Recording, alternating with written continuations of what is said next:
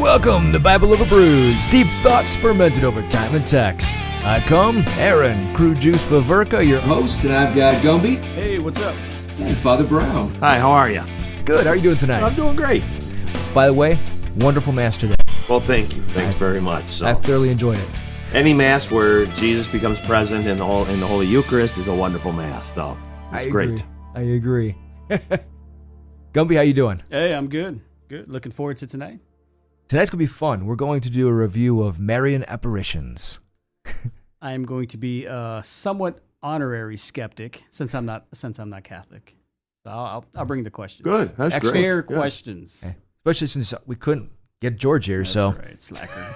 Well, and appropriate enough, we had a May crowning today at Mass. That's right, yes. So we crowned our Blessed Mother. You know, we have an image of her, and a couple of the school children came up and placed a crown on her head, and we sang this. People call it a hokey hymn. I think it's a beautiful hymn. Mary, crown thee with flowers today. It's beautiful. I thought it was lovely. I think it's great too, but some people say, what a hokey hymn that is. But it's beautiful. And so, you know, and certainly you're referencing right from the start that we don't worship Mary. We don't, pray to Mary. We pray for her intercession as the greatest intercessor of them all. Absolutely. Absolutely. That's That awesome. is good clarification for us Protestants. Just get it right out there. All right, take it off the table. I can't attack it. That's right. All right. We're going to start out with our first brew. It's going to be Masthead's Pils. This is a clean yet hoppy German-style Pilsner. It is crisp and drinkable, but has just enough dry hop character. It's an ABV of 5.0 and an IBU of 40. Mastheads. Nothing but good things to say about them and their beer. They've been Consistent. awesome. Very Every consistent. time. This might be my first masthead. Okay. Oh, okay. I mean, okay. I'm kind of a PBR guy. So, All right. Nothing wrong with that. Cheers. So this is my first masthead, so I'm happy about this. That's good. Thank you. Yeah, they're downtown. Good Oh. smell. Like you said, consistent. Yeah, they're It's nice. Yeah. Yeah. Oh, yeah. Yeah, summer. Like it reminds me of summer. Yeah, it's got a nice draw. Mm-hmm. I like it because they have a very diverse amount of flavor. If you go down to their brewery, they have like a fantastic jalapeno IPA. Oh my gosh! Wow. Yeah. Yeah. But doesn't kill you, right? I mean, it's not spicy, not too spicy. It's The thing just is, undercurrents. It's not spicy at all. Right. Yeah, it has the jalapeno flavor. Oh, how about that? Yeah, it's great. Now, they do have the sweet heat, and sweet heat is habanero and mango. Yeah. That one's a little bit spicy. Well, this is good. They also have a campfire. Campfire. Something that has a smoke flavor to it. Really? Yes. Really good. Really Wow. good. I've never been down there. I'll have to get down there sometime. So. And great pizza out of the oven, brick oven. Yes, yeah, quite enjoyable. I've already been down there several times. Wow. We featured them on the show, twice? Probably at least. Yeah. At least, yeah. Well, Yeah. this would have been really good with pizza tonight. It would, Oh, yeah, I agree. Yeah, where is it? The night's young, Father. The night's young, man. Got it. You'd be surprised how late we've gone before. Yeah. All right, which episode was it where we did I think it was one of the Skeptics Corners, where we're like, yeah, this will be about an hour, and we went, 3? Yeah. Yeah, if we let George get rolling. I mean, Right. Well, I don't know if anybody can see, but the clock here has not been changed for daylight savings time, so that's to fool me, I believe. That's really only 10 to 6, not 10 to 7. You're so. on to us. Yeah, well, I'm okay with that. Yeah, I know it. I know your tricks. So we did want to bring up, we had a company, Rugged Rosaries, that actually sent us some free rosaries. Awesome. Because we told them about the podcast. And I wanted to bring this up because these are really cool. So this one here Wow. is actually made with paracord. Yes, I've seen these. I've seen these before. Absolutely. I have just a 1-decade Rugged Rosary. They gave them out at the radio station, The Rock, last fall for their Spirit Drive. Not the whole thing like this. This is nice. Yeah. Very nice. I mean, this feels like, you're praying with something that has got the power of our Lord and our Savior and our Blessed Mother's prayers behind it. I'm telling you. Yeah. And they have their full lifetime warranties. They're back. See that? There you go. And then this is their version of the World War I battle beads.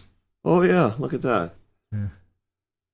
Yeah, I have something real similar to that I carry too. That is made by a different company, but the same type of same type of thing. It looks like the old fashioned light switch. Right there. In that ceiling fan, you have the old fashioned ceiling fan. Yep, the pull string rosaries. Yeah. So that's what I have. With That's mine very too, cool. So, yeah, That looks like I We're all digging in our pockets. right. I carry one with me as well. That's the one you blessed. Oh, look at that. That's a rugged rosary? Actually, this one is from Combat Gear. Okay. Yeah, that one's from what's the name of the company? Roman Catholic Gear. Yeah, that's where this one's from. Okay, yeah. So That's where this one is from. Yes, and had the same St. Benedict medal on there. Yep. They have, and then they added a medal on mine for the police. So, very cool. Yeah, they added a medal on for the police, so it's with a St. Michael on one side and then the police badge on the other says serve and protect, because I serve as their chaplain. On both. Very cool. I don't know what they are. Is that the Virgin Mary on one? Yes. On And then, both? well, the other one is the Saint Benedictine medal. Okay, explain that. What does that mean? Why on each one? Father? So, the St. Benedict medal, the Benedictine medal, is a very powerful medal and has been shown to have numerous miracles associated with it. And if I were really, really good, I could tell you what it says around the perimeter, and it means something very special. And I could tell you on the back what the writing says too. But that would require me to put on my glasses and study very much. It's a power. Saint Benedict is the father of monasticism, and in some ways, and is also the patron saint of Europe, and has been a powerful intercessor throughout the ages. So there are great blessings associated with the Benedictine medal. And so you see on this one, let me show this here like this, or Oh, yeah. okay, Just look right at Bruce Lee. there you go. So if you see on this one, the medal is part of the crucifix. That's what's different about that one. See? Yeah. It's inside the crucifix. Okay. On the other ones, it's then this has just a miraculous medal attached to it. So yeah, very cool. Thanks, Rugged Rosaries. Those are nice. Yeah. Yeah. It was kind of funny because when I bought this, I started Googling and I was like, I wonder if anybody else makes them. And that's how I found Rugged Rosary. Really nice. Yeah, that's nice. So, and these are the small decades they make to carry with you. I tested one. I've had one in my pocket. It's actually my work pants. For a couple weeks, they held up. So that's good to hear. It's held up very well. That's good to hear. This is all nice, but on the evangelical side, we have What Would Jesus Do bracelets. Cotton and spandex. Oh, yeah, absolutely. Okay, 60% cotton, 40% spandex. But see, then the question, always comes up. Right. So, like, then, like kids those are really popular. Yeah, the kids will all have them, right? And they would say, like, well, would Jesus recycle? Yeah, right. I don't know. Right. We like to think maybe, right? They always come off at convenient times, too, Right. Yes, they do. Yeah. They did in my case. Yes, here are the lions, and I'm just going to take this off. Yep. So, going over our apparitions, I was surprised at how precise the church is on making sure that they are approved. There was, I think it was 295 that have been submitted to the Vatican. Only 12 have been approved. So I was really surprised on that. It was, they go through, and I have a list here. They talk about how many conversions, theological analysis of the message of the apparitions, medical and psychological review of the seer or visionary, including his or her educational background, an examination of his or her spiritual life, his or her level of communion with the church, and miraculous healings, among other things. So they go over all of that, but they have had 295 submissions. The latest one that was approved was Our Lady of Las. She's not at tonight's show, but I was really, really surprised at how much scrutiny these go through. Mm-hmm. How long has that been happening for the miracle? I mean, how long have they had a process like that? Well, I know that, for example, it was in the 1800s for Lourdes. Mm-hmm. That's kind of like the granddaddy or grandmama, whatever, Okay. of apparitions. Okay. For me, I love the kind of the very logical, objective analysis of it. But for me, part of what I use is when I say, is this an apparition that, because apparitions are private revelation. As a Catholic, we don't have to believe them. We don't have to follow them. But the church has approved them and offers them for private devotion. So if you're a Catholic, you don't have to say, gosh, I have to follow and believe what happened at Lourdes. So when I'm looking at, what apparitions do I want to look at? And the ones that have not been approved by the church, to me, tend to overwhelmingly be some where our Blessed Mother talks incessantly. So where she has messages for 20, 30 years, she keeps appearing to these children, talking again and again and again. And I said, our Blessed Mother hardly talked in Scripture. Her last words are, I think, in Luke chapter 2. And it says, do whatever he tells you. Those are her last words in Scripture. Right. She doesn't say anything else in the rest of sacred Scripture. So then when we have some people who are saying, oh, Mary has another message for us, she's going to talk to us again, that's my skeptic flag goes up. Okay. All right. That's fair. And mine did too. And that's what prompted me to even want to do this episode. Because, especially coming from the Protestant background, it's like, how much of this do I want to invest myself in? I mean, is this going to be beneficial for me? Is this actually part of the journey? So I had to answer all those questions for myself. And again, I was blown away by everything I went through. I mean, it's pretty cool. In fact, we'll jump up here to our first one because it's a little known one, believe it or not. Our Lady of Las Lajas. So it happened over in Colombia, 1754, and it was Maria Muses from de Quinones. Her child was sick, and they had gone through a small passage. I'll read part of this because it's really interesting. So back in the 18th century, Maria Muses de Quinones, a local woman from the village of Potosi, Colombia, often walked the 6 miles between her village and the neighboring one of Ipalas. One day in 1754, as she was making the journey with her daughter Rosa, they approached the place called Las Lajas, which means the rocks, where the trail passes through a deep gorge of the Guitarra River. Maria never liked this part of the trail because there were rumors that a cave in Las Lajas was haunted. Such superstitions remained among the converted Christian Indians. Unexpectedly, a storm started. Spying a cave ahead, Maria anxiously entered it. While invoking the protection of the Virgin of the Rosary, she suddenly felt someone touching her shoulder. And that's when she ran off again. Well, days later, needing to follow this same route again, Maria was carrying her deaf-mute daughter, Rosa, on her back.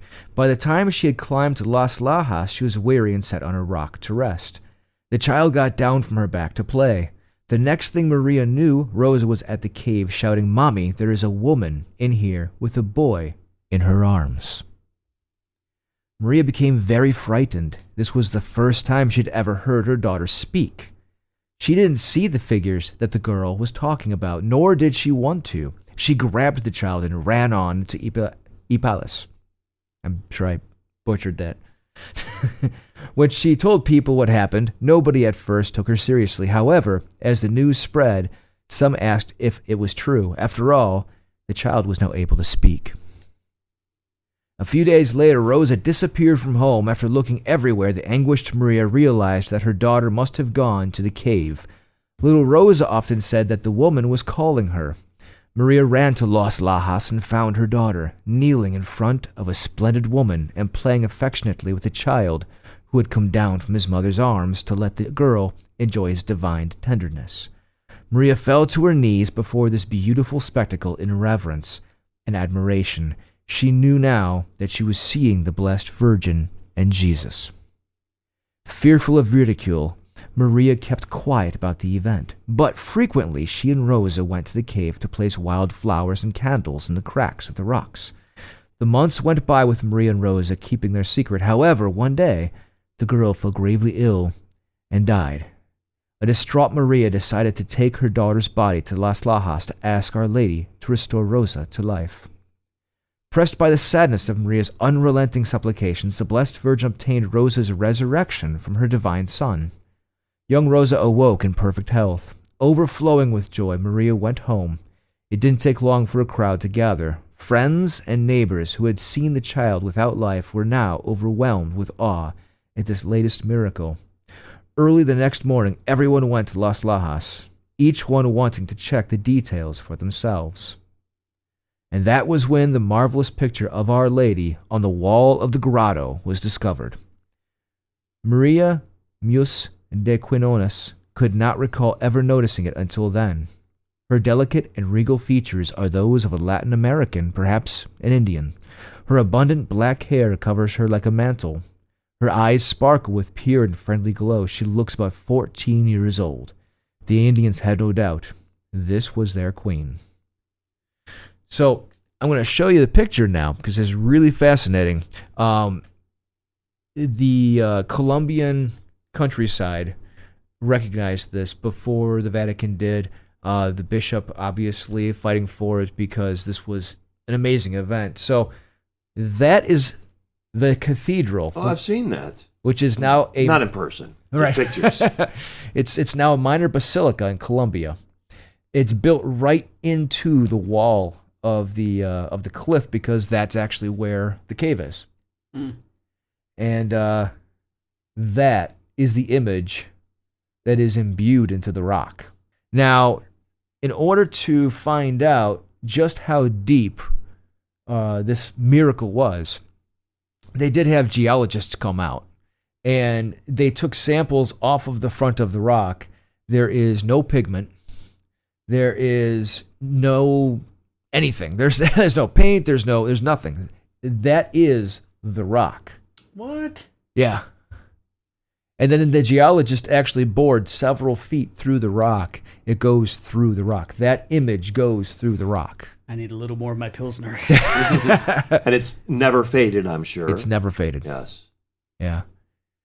So, and that's why this is such a miracle. So, I won't go into all the symbolism because kind of like Our Lady of Guadalupe, which we'll talk about here shortly, she's wearing a lot of symbolism for the Colombian people. So that, again, we'll spend some episodes going over this because in the near future, we could spend one whole episode on what is actually in that picture. Who would be the two men then? So over there on the right is St. Francis. Right. And then on the left is St. Dominic. Okay. That's who I guessed, but I wasn't sure of their significance. They didn't know because, again, it just appeared.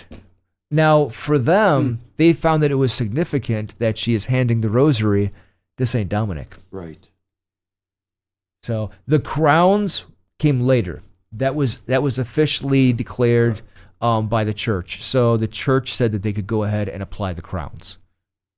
And those are painted on there? Or? If I recall right, they're actually put onto the rock, glued onto the rock. Oh, I see. Okay. Yeah. But yeah, I thought that was amazing. But yeah, it actually goes through the rock. It's in the rock itself. And so this is accessible to the people Yeah. of Colombia? Yeah, if you go to Colombia, you can stand right in front of that right now. Wow. Yeah. I Again. have a suggestion for your podcast. Okay. We need some sound effects. All right? Yeah. You can add those later. So when he was, there were some very dramatic moments. Yeah. And some very dramatic music. Dun, dun, dun. Would have been great. All right, that's fine. We have done that before. We have. That's good. I like that. But so no, this is amazing. I was not familiar with this apparition. And what's interesting about this apparition is that I have to reflect upon the apparitions I'm most familiar with, but none of them seem to have the kind of the resurrection or the bringing to life of someone who had died. Yeah. I don't know of, not in Guadalupe, not in Lourdes, not in Fatima, not in Gabejo, not in Akita. I mean, so that's very interesting to have this as part of that apparition that she brought a child back to life. You know, again, her intercession brought the child back to life. Right. Yeah, it's remarkable. And the fact they appeared bodily to them first. Right. Before the appearance of her in the rock. Right. But, that, and again, that's very common with Guadalupe. And that's, again, we'll talk about with Guadalupe, but that she would also appear very much like the people of that native area. I found that really interesting because wherever she's appeared around the world, she assumes the race of the people in that land. Right. I found that really fascinating. Yeah. How big is that? Do you have any idea how big it is? I'm trying to look to see. So if I were to stand next to that. I've been told that they're life size. Oh, okay. So I would have to assume each one of those is 5 to 6 feet. Okay.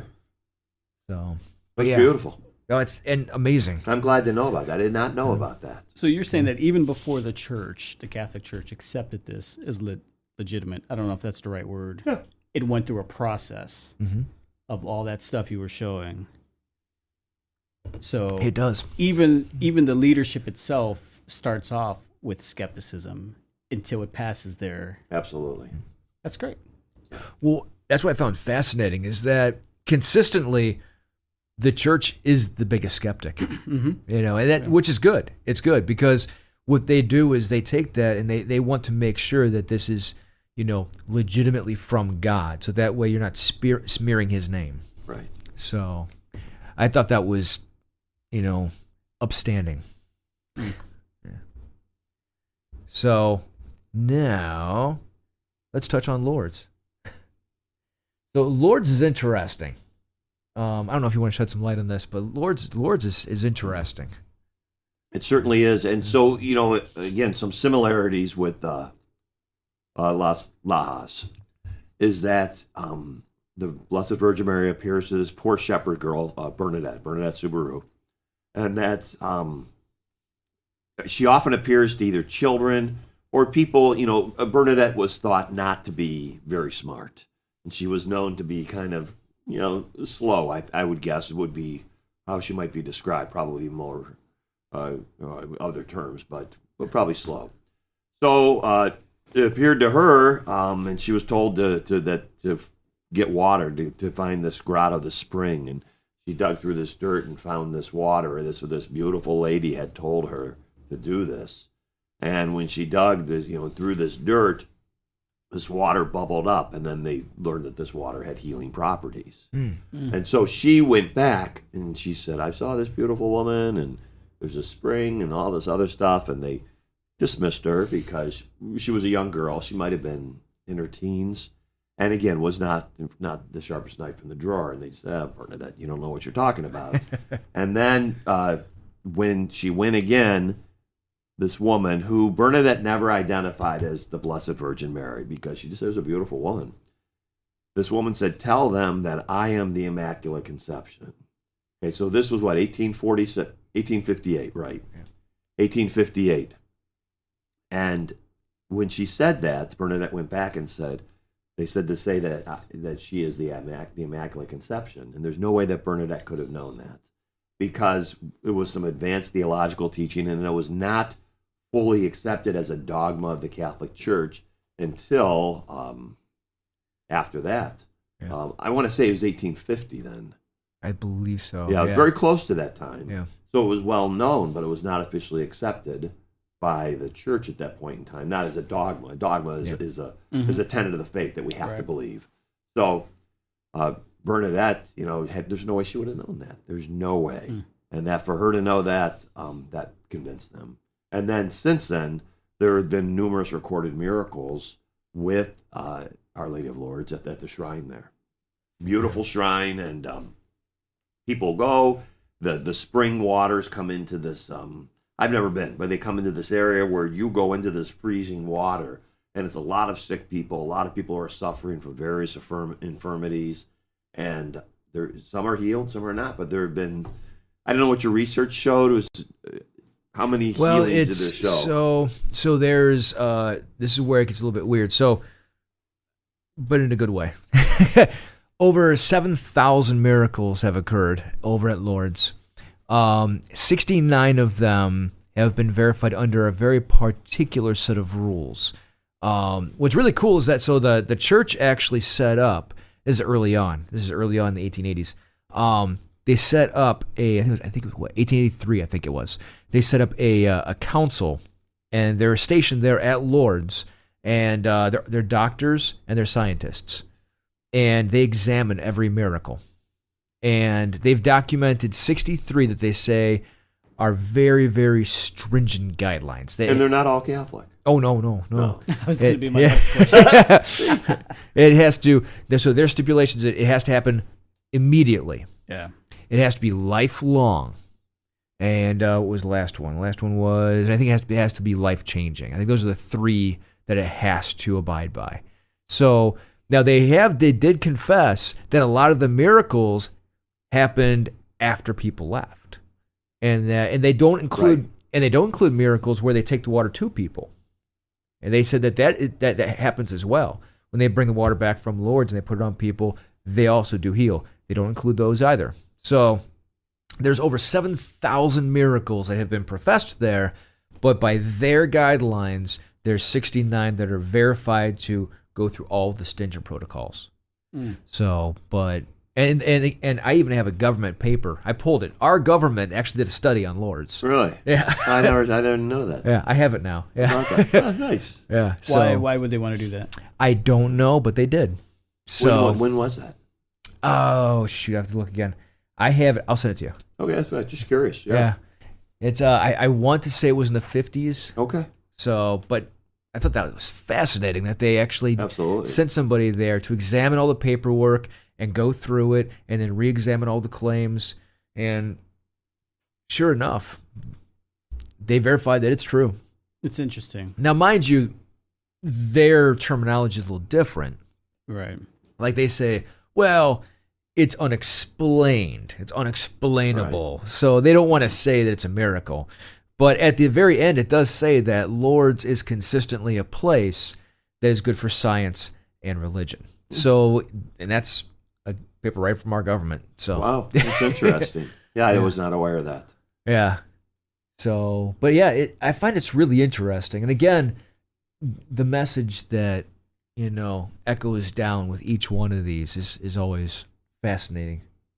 Really cool. Now, certainly this is probably most well known because of, I'm bad with years, 1948 movie, Song of Bernadette. Oh, yeah, that's right. There's a movie from the late 40s, I believe, called Song of Bernadette, and it's a very dramatic presentation of this story and won several Academy Awards that same year.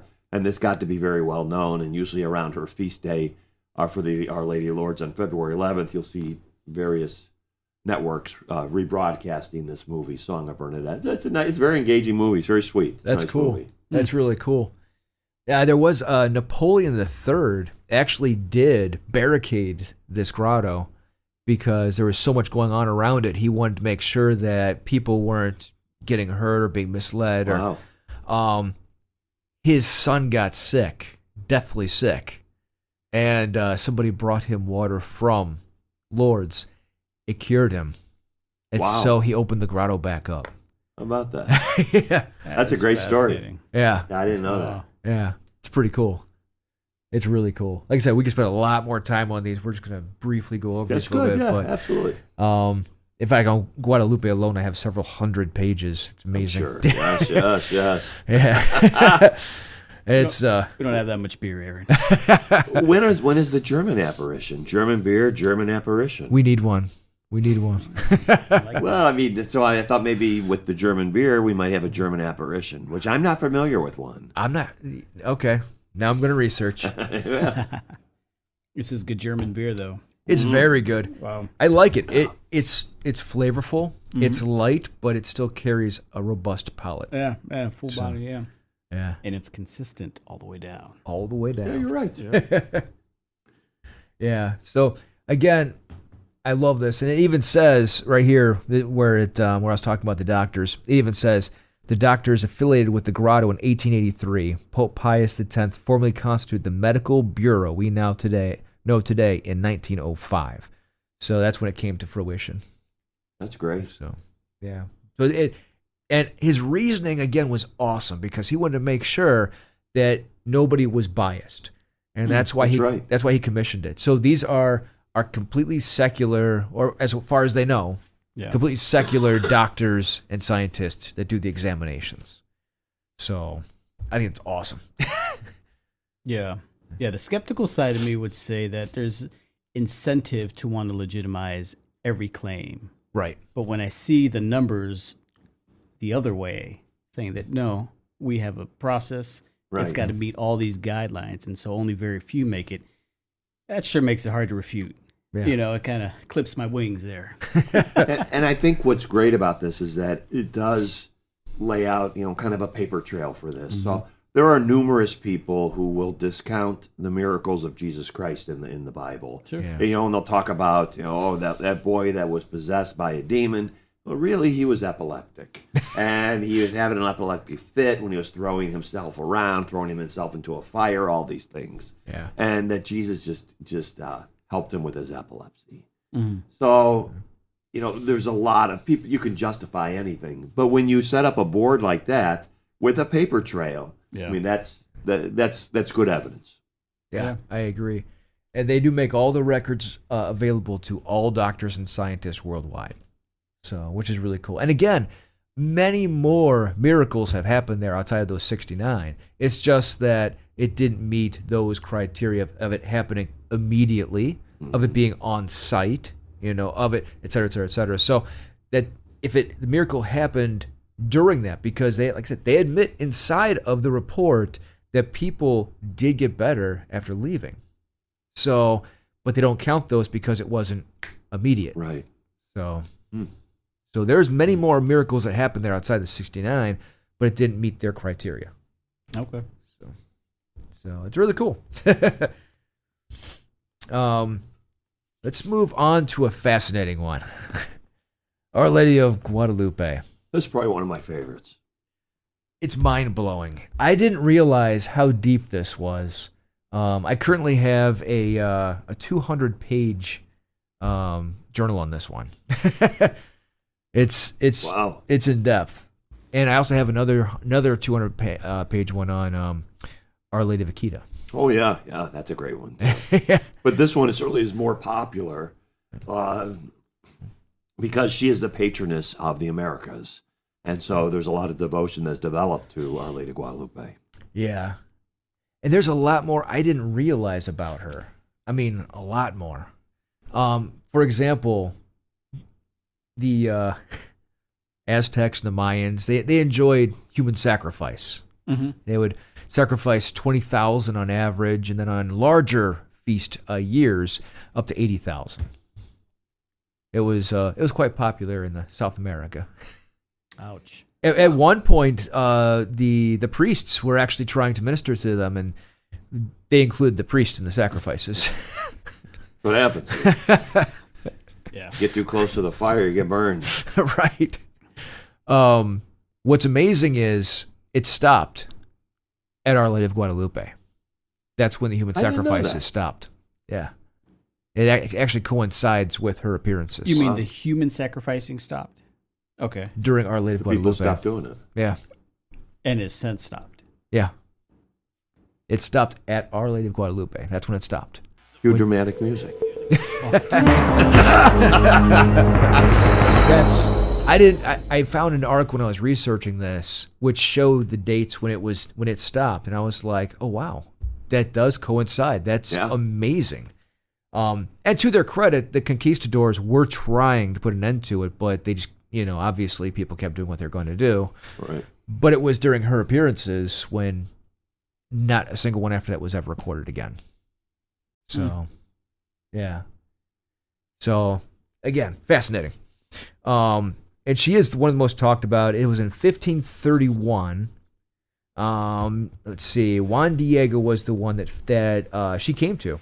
So Juan Diego was attracted to the apparition since he heard beautiful bird songs. Flowers and songs represent the full truth to the Aztec Indians. Mary told him to tell the bishop to build a chapel where he was standing. So there's some brief overviews for us right there. Juan Diego, who was canonized now by St. John Paul II. Yes. Yeah, December 9th. That's his feast day. So he was canonized. He was the first one, actually, wasn't he, in the Native Americans? I think you're right. I believe you're right, yes. Yeah. And he did obey, and he did go to the bishop. The bishop, because bishops are very busy. He could not venture out with him. Yeah, I'm somewhat familiar with this story. Yeah. But the cool thing is that she did then appear again to him. I'm going to cut this short a little bit short because there's some fun stuff inside the story. Many people are familiar with the story. It hasn't been fun yet. Right? So, when Our Lady appeared to him, again, to make sure that she could give him the message to take to the bishop, she poured flowers into his tilma and told him to take that, after arranging them inside of there, to take that to him and not let anybody see it except for the bishop. So she did, or he did rather, and he got there and unveiled it, and as the flowers fell out, the image was imbued right into the cape, the cloth. So now that has lasted for 500 years. It's still here. It's still in perfect condition. It still hasn't faded. And those are made from simple agave fibers. So that should have maybe lasted 10 years. Maybe 10 years. Right. And 500 years later, it's still here. And what's really fascinating about this is that during, I think it was the 1780s, when they tried to bomb the cathedral, the fires lit up. I mean, complete explosions. The metal cross that was right next to the tilma actually melted over, and the tilma was untouched. Wow. So the fires could not consume it. It's fascinating. The only damage it has ever sustained so far is one person dropped some acid into the one corner, which should have dissolved it, and all it did was cause a slight discoloration up in the right-hand corner. So again, it's here, 500 years later, surviving age, surviving everything from bugs to explosions to.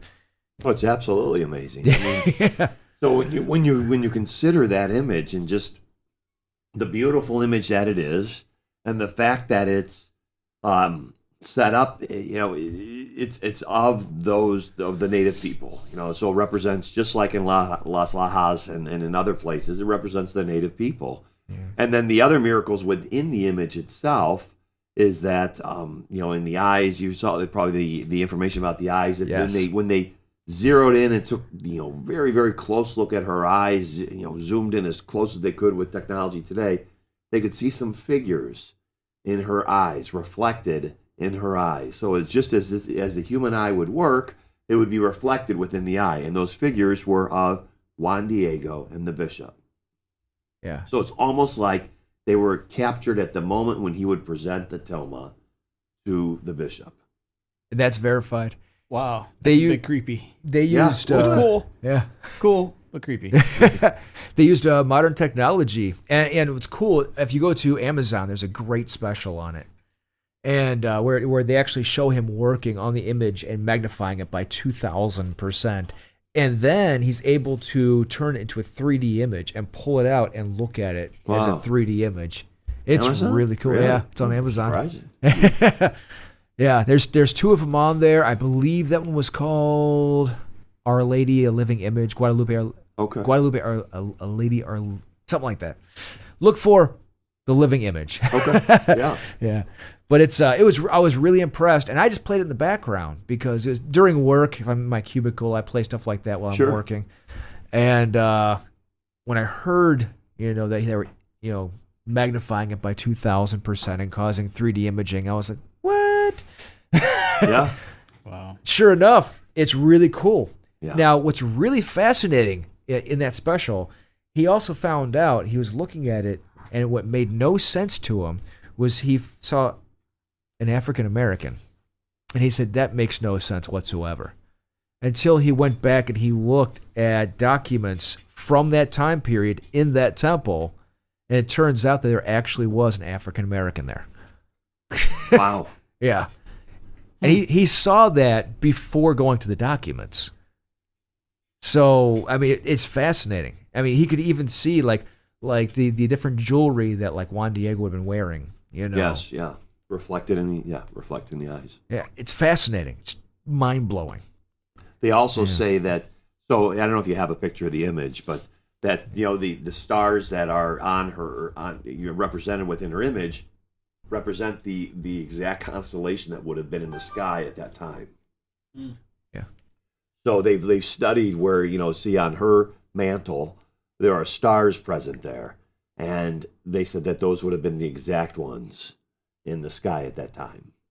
That's how the exact placement of those stars at that moment. I'm not quite sure how they do that, but they did that. So this was the image that unveiled when he released the flowers? That's it. And that's the actual tilma. Huh. In fact, you can see where that stain I talked about. That's it right there in the upper right-hand corner. I see it, yeah. Now, what is is it a child underneath? What is that? It's actually an angel. An angel. Yeah, carrying her. Mm-hmm. Yes. Now, what's fascinating, too, is that you see the wings coming out. Okay. Yeah, so she's actually on the wings of a bird. And that's very significant to the Mexican people because their god would have been Quetzalcoatl. And Quetzalcoatl, as we know, is one of their wind gods down there, a winged serpent. Yes, yeah. Well, obviously, she supersedes it. She's on top of it. So Interesting. yeah. Yeah, very much. Yeah, each one of those, I was going through, and we could spend a whole episode just going through the symbols.